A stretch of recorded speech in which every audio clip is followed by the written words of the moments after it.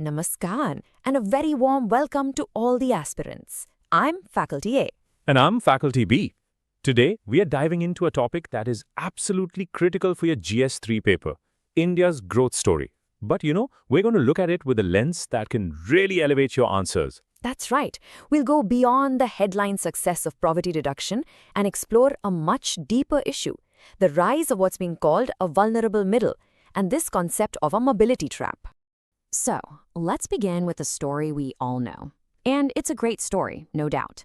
India has made absolutely phenomenal strides in pulling millions and millions of people out of poverty. It has. But for so many people, that progress feels, it feels fragile, almost like you're walking on a tightrope. The real picture is always more complex, isn't it? You see, crossing a poverty line is one thing, but achieving real economic security and being able to move up, that's a whole different ballgame.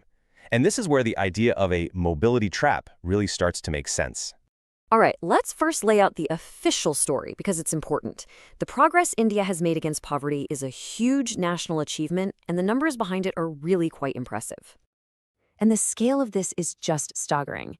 If you look at the World Bank's data, the share of Indians below the lower middle income poverty line is now around 30%. Just a decade ago, that number was over 50%. This is a key statistic you should absolutely have in your notes. Okay, but while that 30% figure is correct and important, it doesn't give us the full picture. To really get a handle on India's economic reality today, we have to look beyond that single, simple line. And this slide here shows that shift in thinking perfectly. The old way was a simple binary, right? You're either poor or you're not. But the World Bank is encouraging us to think of well-being more like a spectrum. So the question changes. It's not just, are you above the poverty line, but rather, how far are you from a decent, reasonable standard of living? That one little change in perspective opens up a whole new world of analysis.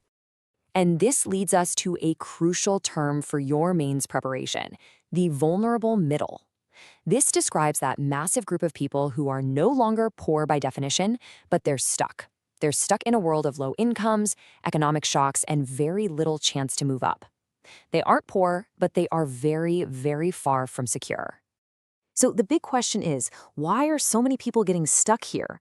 This is the heart of what we call the mobility trap.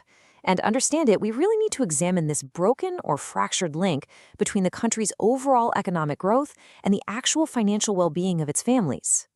Just look at this number from the government's own eShram portal. It's quite shocking. Over 94% of registered informal workers are earning less than 10,000 rupees a month.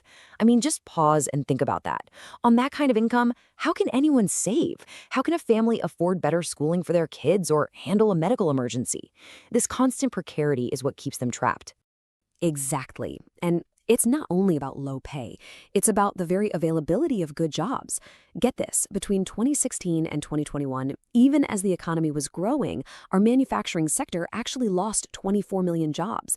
Now, this is a classic textbook example of jobless growth, a term you absolutely must be comfortable with for GS3. The GDP numbers are climbing, but that growth isn't creating the stable, productive jobs that people need.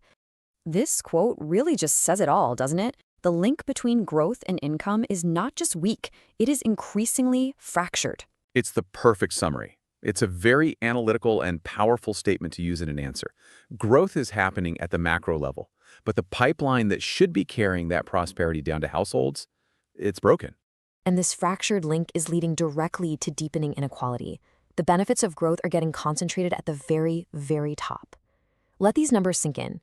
Just 271 billionaires hold wealth that is equal to a quarter of our national income.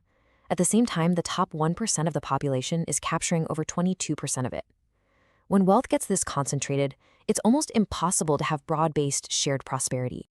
And you can see the results of this trap all around us. We see it in the shocking levels of unemployment among our educated youth.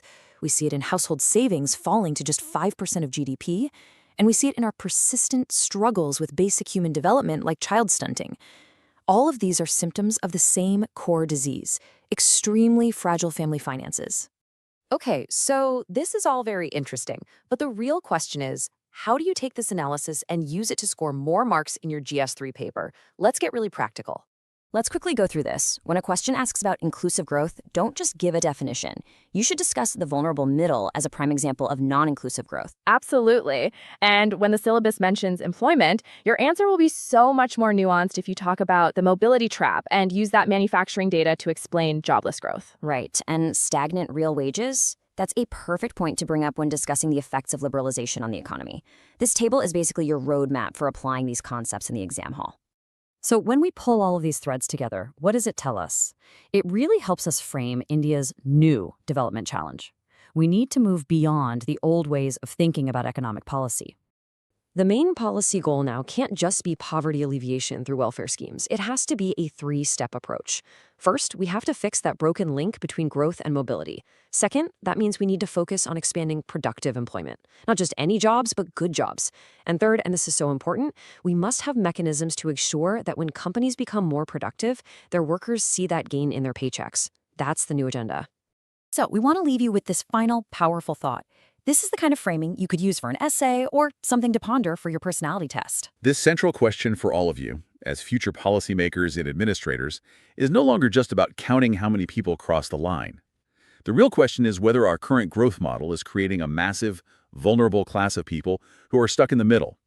They can't fall back into poverty, but crucially, they can't seem to move forward into real prosperity. It's a profound challenge. Thank you so much for joining us. Jai Hind.